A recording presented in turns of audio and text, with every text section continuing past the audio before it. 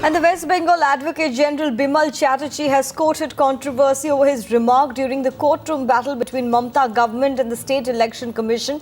Activists and political parties have come out with strong statements against the controversial remark.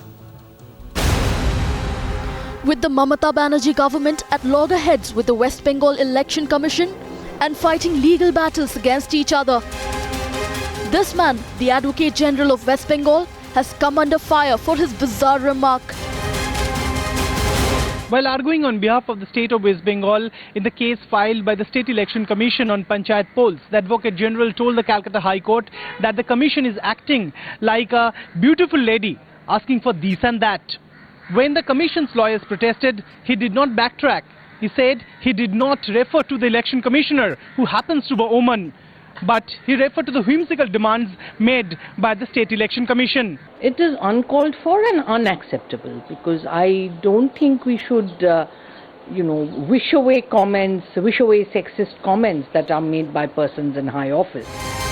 The courtroom comment drawing sharp reaction from various circles.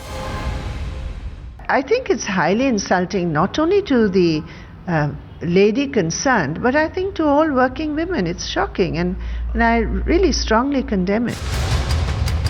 Not just the left, even the ruling Trinamool Congress slamming their own government's Advocate General.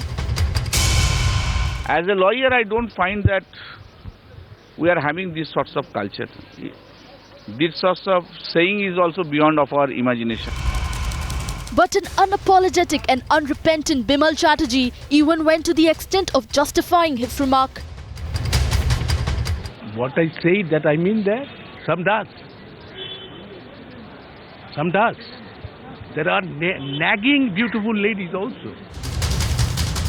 Even after his equally shameless justification, it remains to be seen how and when Mamata government will act against its Advocate General, whose controversial comment has created quite a storm. Bureau Report, Times Now.